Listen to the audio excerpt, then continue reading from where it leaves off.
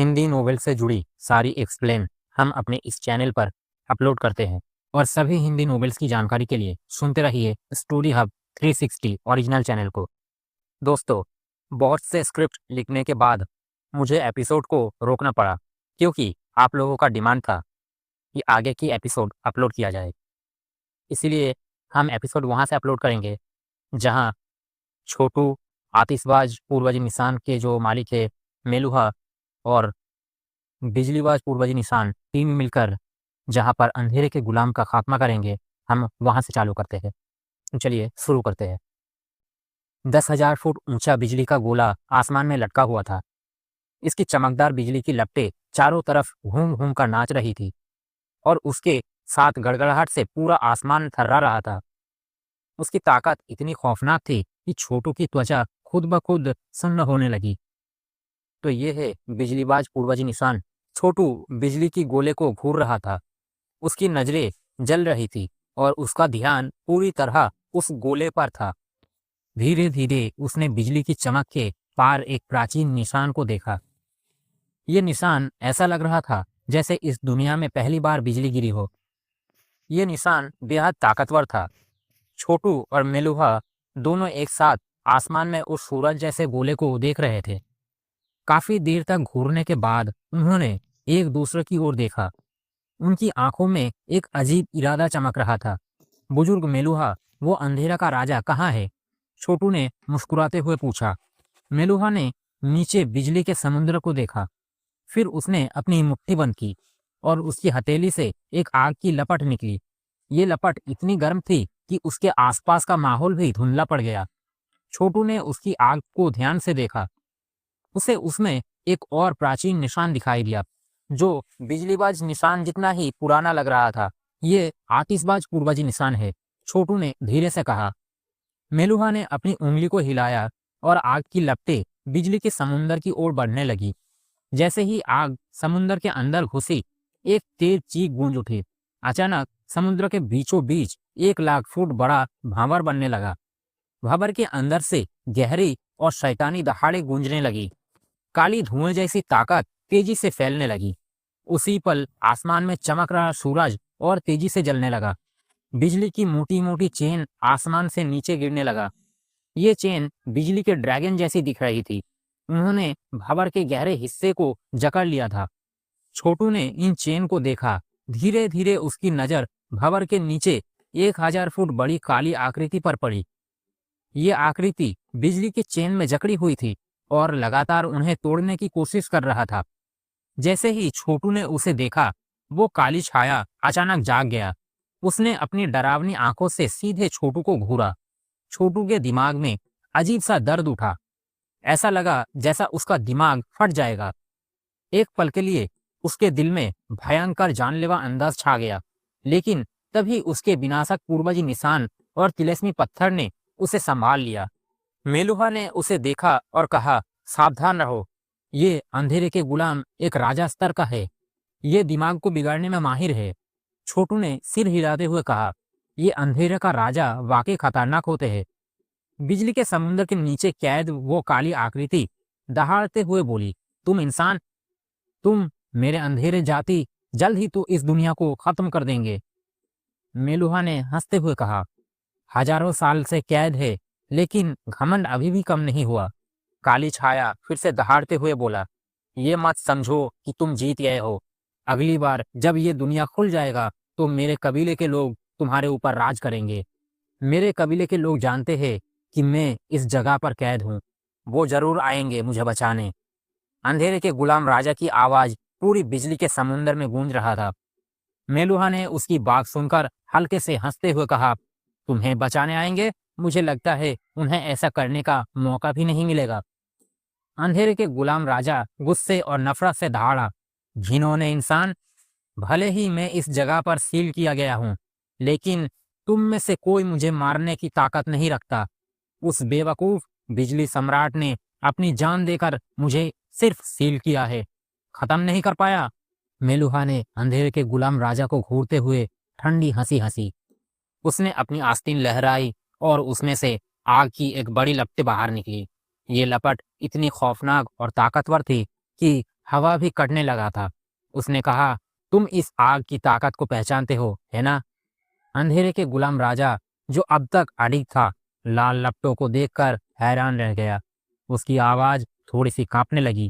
ये तो आतिशबाज पूर्वज निशान है, मेलुहा ने जानलेवा आवाज में कहा। और ये सब कुछ नहीं है। उसी पल छोटू ने अपना अगला कदम उठाया। उसने अपने अंदर से छुपे विनाशक पूर्वज निशान को बाहर निकाला। उसके सिर के ऊपर एक काली रोशनी चमकी और धीरे धीरे एक बड़े ब्लैक होल में बदल गया। अंधेरे के राजा की आंखों में खौफ का साया उभर आया। वो चीखा, विनाशक पूर्वज निशान?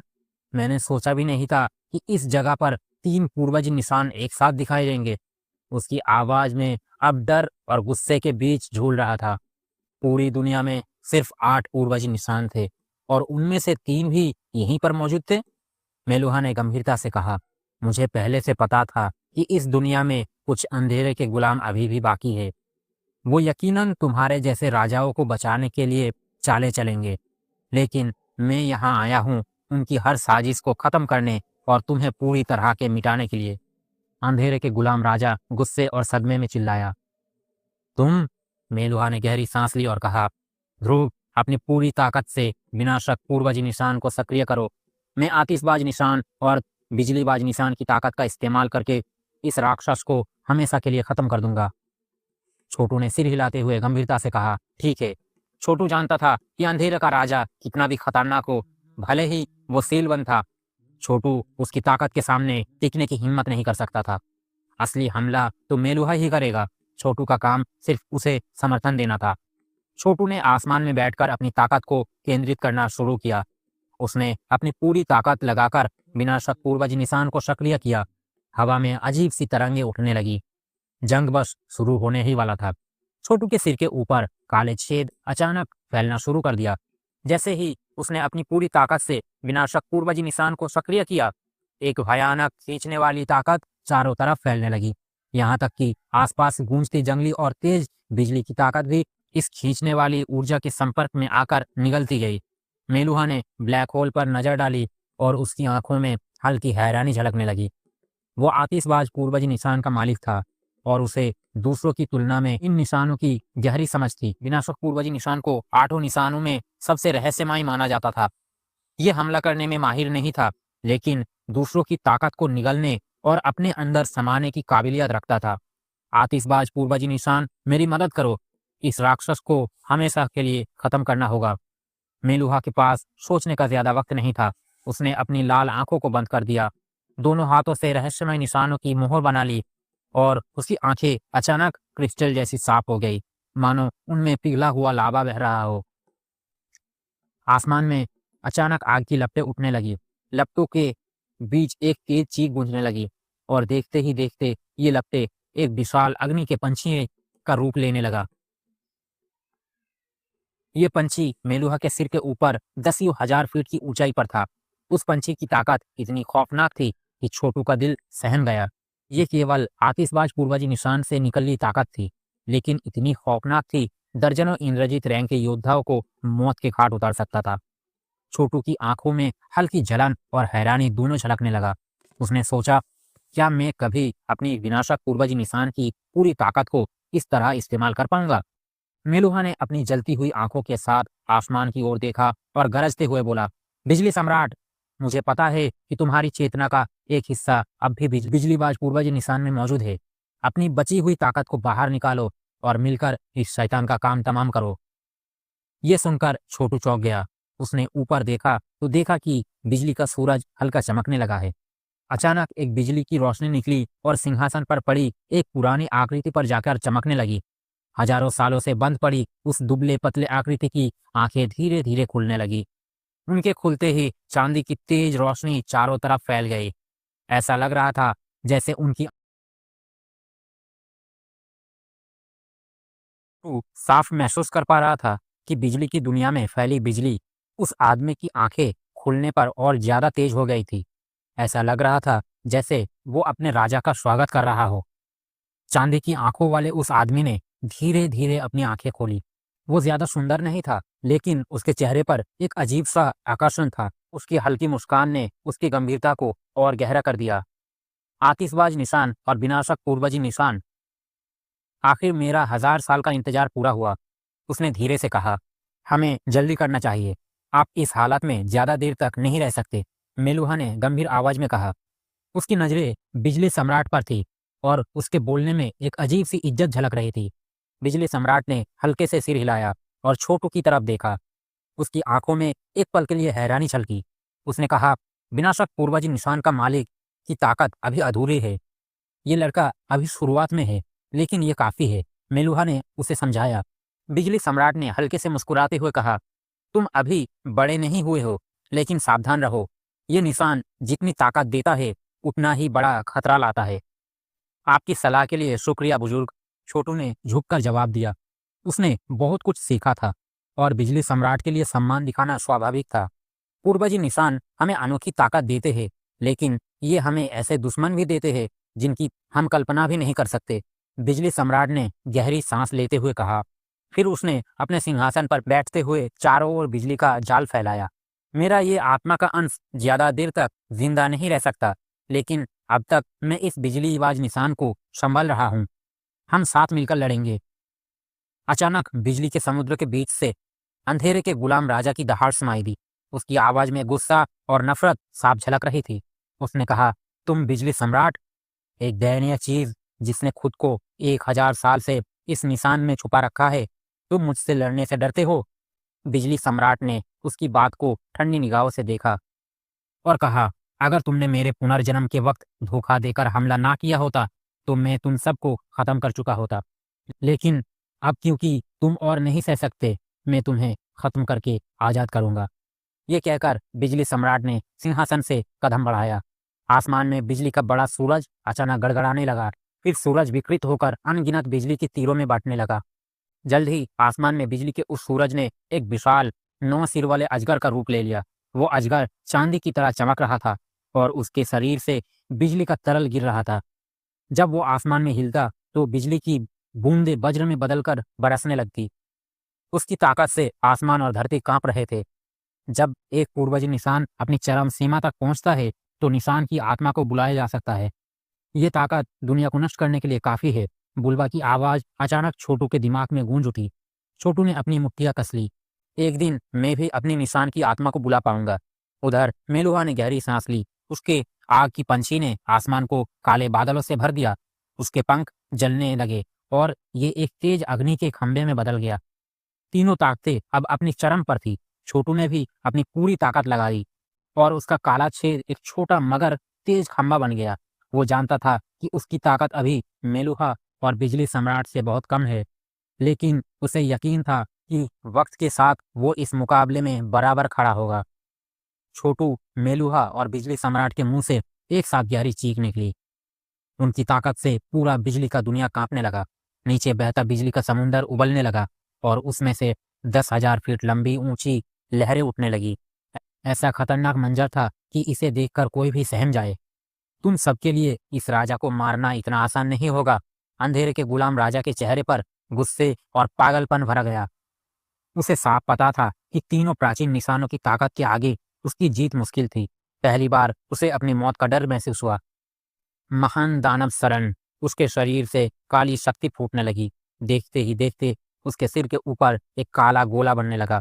ये गोला 10,000 फीट बड़ा था और उसकी ताकत इतनी थी कि उसकी मौजूदगी से हवा भी भारी होने लगती। अंधेरे के गुलाम राजा ने अपने बचाव के लिए अपनी पूरी ताकत झोंक दी थी। उधर छोटू, बिजली सम्राट और मेलुहा की ताकत भी चरम पर थी। तीनों के चमकते खंभे ऐसे लग रहे थे जैसे आसमान में 3 उल्कापिंड गिर रहे हो।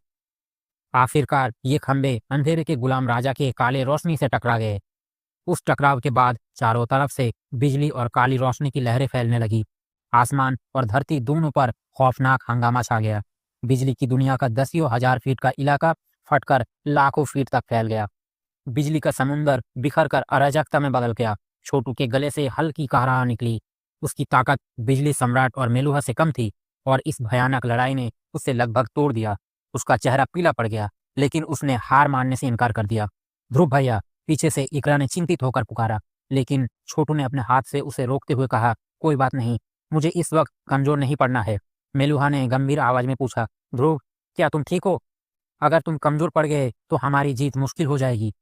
छोटू ने दांत भींचते हुए कहा, कोई बात नहीं, मैं संभाल लूंगा। इसके बाद उसने अपने भीतर की छुपी ताकत को जगाया और जो भी बची कुची ऊर्जा से उसके शरीर के ऊर्जा केंद्र से एक चमकता हरा क्रिस्टल निकाला।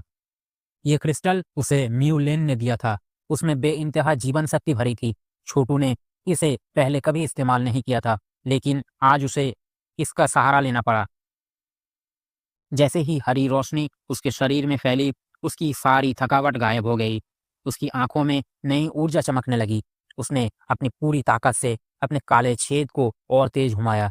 बिजली सम्राट और मेलुहा दोनों ने ये देखा और सिर हिलाते हुए कहा, यह लड़का वाकई मजबूत इरादों वाला है। कोई चौंकने की बात नहीं कि इसे विनाशक पूर्वज निशान ने चुना है।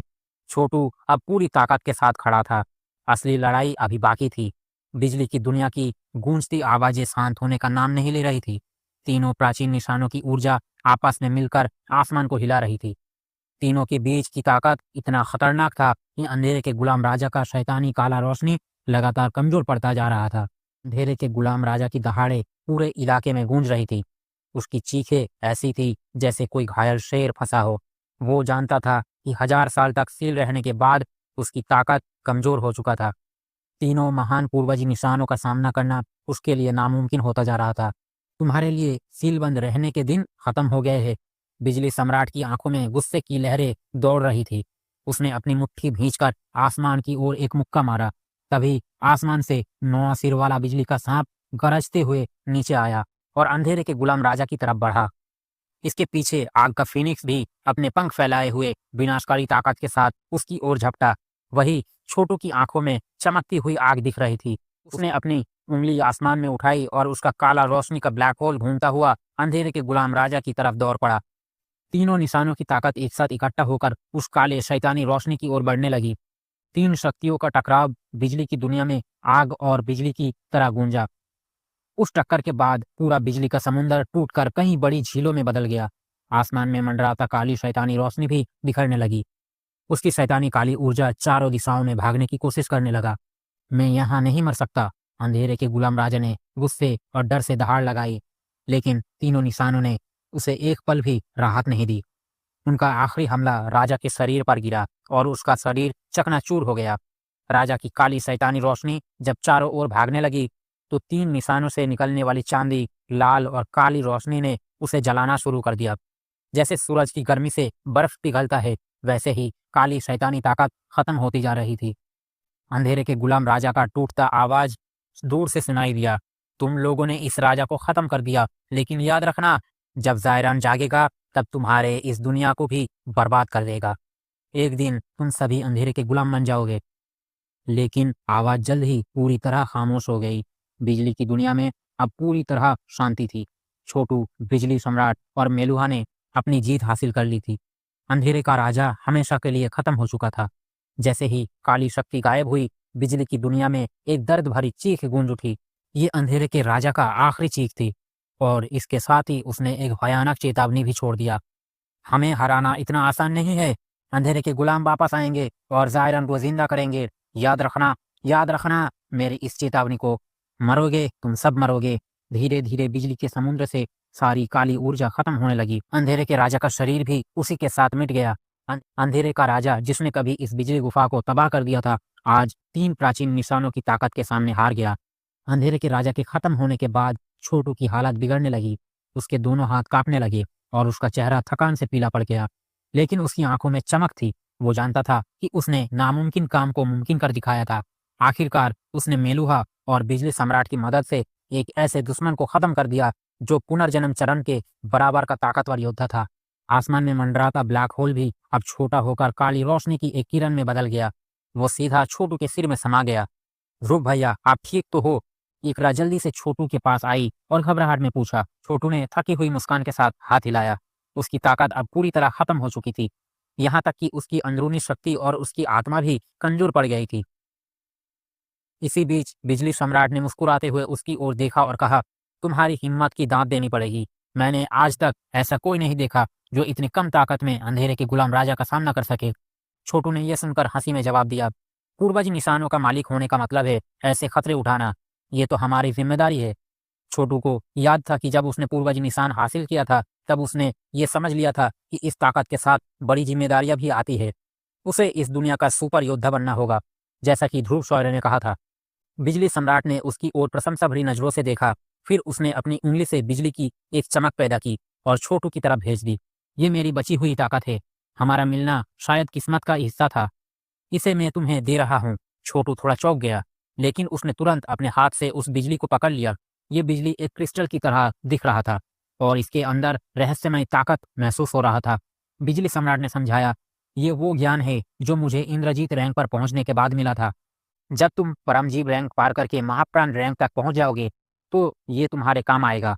छोटू के चेहरे पर खुशी साफ झलक रही थी। वो जानता था कि महाप्राण रैंक तक पहुंचना किसी बड़ी उपलब्धि से कम नहीं होता, लेकिन अगर वो इंद्रजीत रैंक पर पहुंच गया तो वो इस दुनिया के सबसे कातिल योद्धाओं में से एक बन सकता था।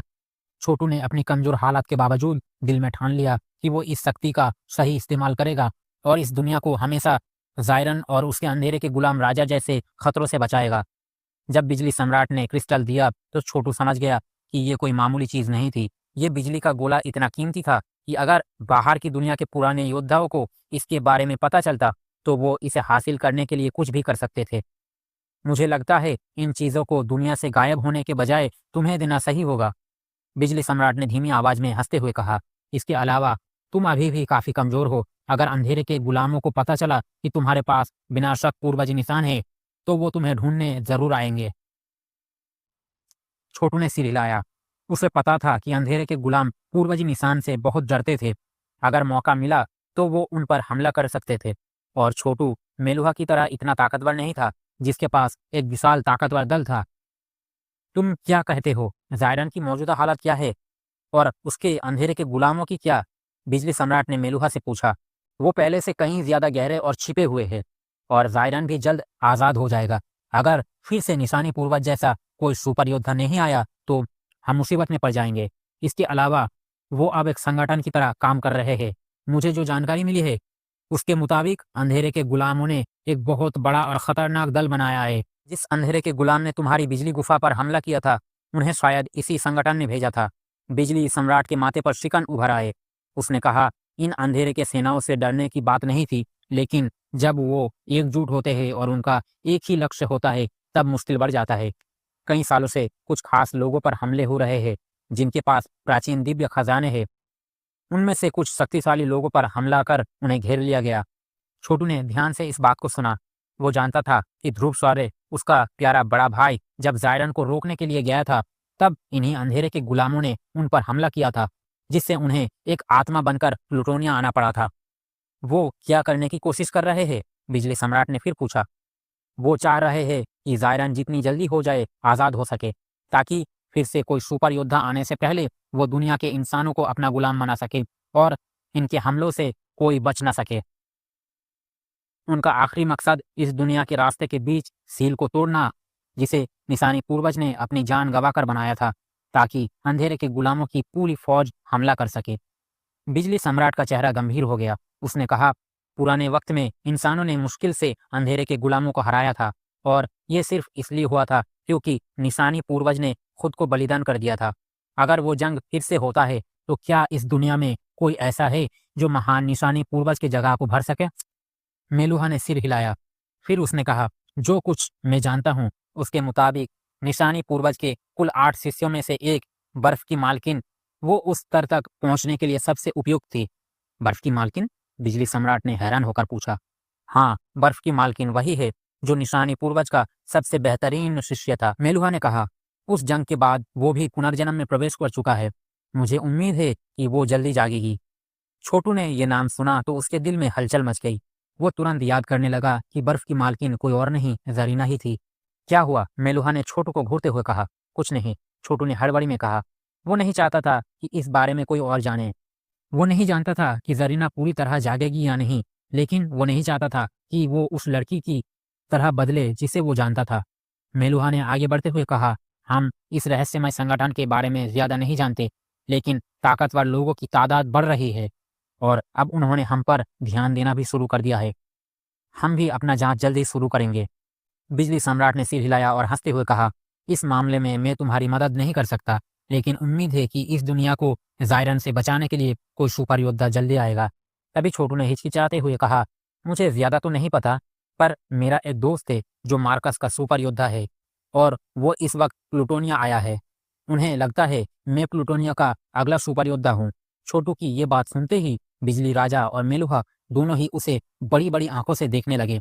इसका मतलब एक सुपर योद्धा पहले ही आ गया है? फिर उसकी नज़रें छोटू और मेलुहा पर पड़ी। उसकी आंखों में एक अजीब सा भाव था। उसने आसमान की ओर इशारा किया और फिर से 9 सिर वाला बिजली का साँप दिखाई दिया। तुम दोनों यहाँ क्या करने आए थे? मुझे इसका अंदाज़ा है। अब छोटू और मेलुहा की आंखें चौंक गई, क्योंकि वो समझ गए थे कि बिजली सम्राट ने उनके बारे में कुछ पता लगा लिया था। तो क्या होगा आगे? अब जब बिजली राजा को पता चल गया था कि छोटू कौन है, तो क्या वो छोटू की मदद करेगा? और क्या होगा जब छोटू पहुंचेगा इंद्रजीत रैंक पर? जानने के लिए सुनते रहिए ओरिजिनल स्टोरी हब 360 चैनल को।